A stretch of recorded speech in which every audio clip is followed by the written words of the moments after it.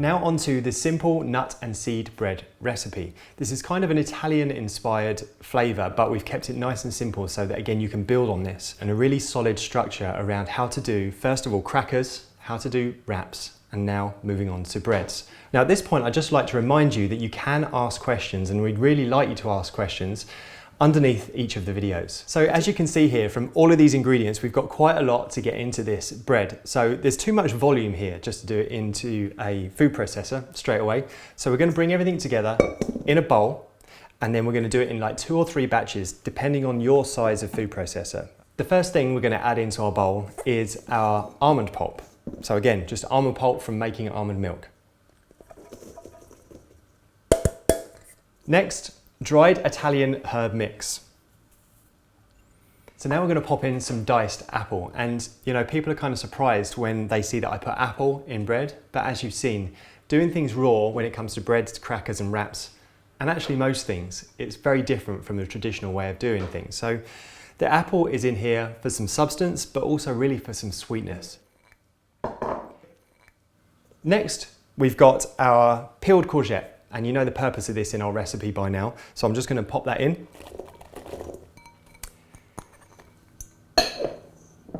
Again, you should know the purpose of this. If you've been through the previous 4 recipes and 4 lessons, you'll know that this binds everything together. So flax meal. We've got these really beautiful soaked sun-dried tomatoes. Just like before, we soaked them for about 30 to 60 minutes and gave them a rough chop so they don't get stuck in the food processor. Our acid in this recipe is going to be some lemon juice,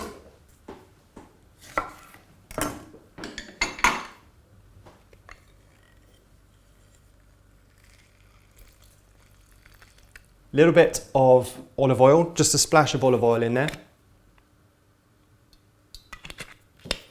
And then finally, a good amount of sea salt. Again, you'll just be following your recipe for this one the first time you make it, okay? So I'm going to get in there with my hands now, just mix that all together.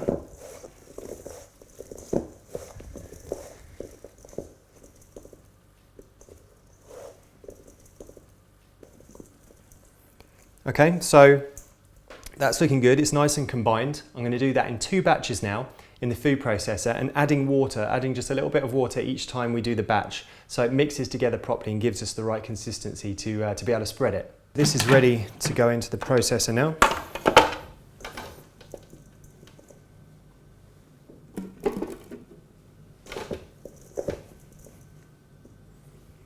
So that's about half my batch. So we'll start off with a little bit of water. Remember, you can always add more, but you can't take it away. Get this going.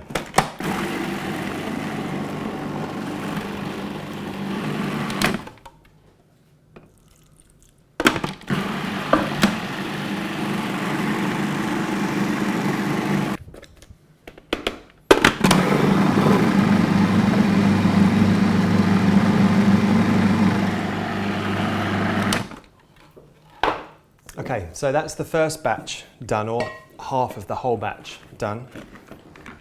So I'm going to transfer this to a new bowl, then I'm going to do the other half, and then we'll be ready to spread this onto the dehydrator tray.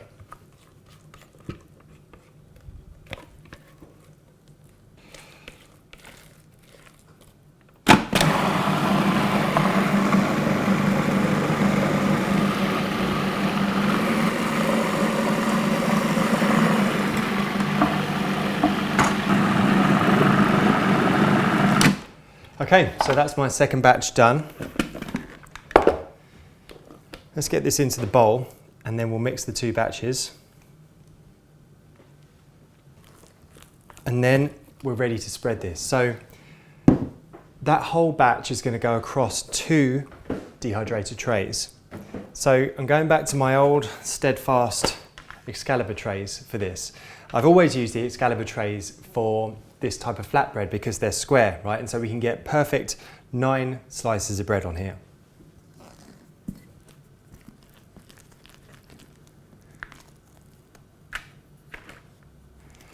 So I'm just roughly eyeballing half of my mixture, and I did, back in the day, I used to weigh out the two halves of the mixture to make sure it's all perfect. So I'll get this spread out on here.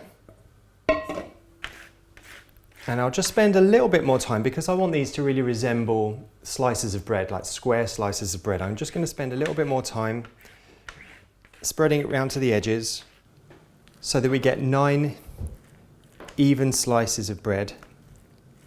So going right to the edge. And this is the beauty of the Excalibur over the TSM, is that as long as you cover up that non-stick sheet and go to the edge of the tray, you know you've made a square.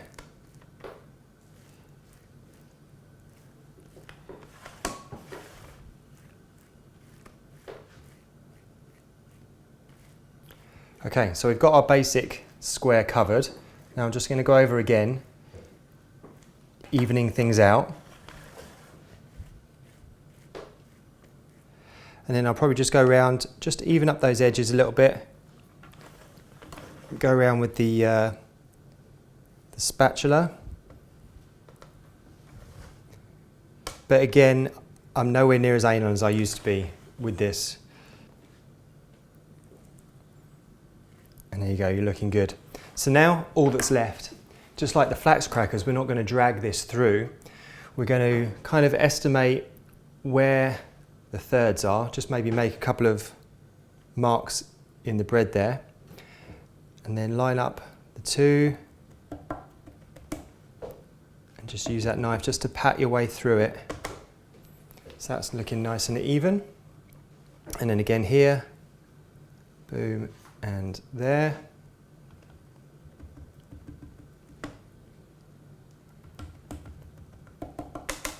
All right, this is ready to go into the dehydrator. Now, just like the crackers, we're going to dehydrate this for maybe 2 or 3 hours until it's touch dry.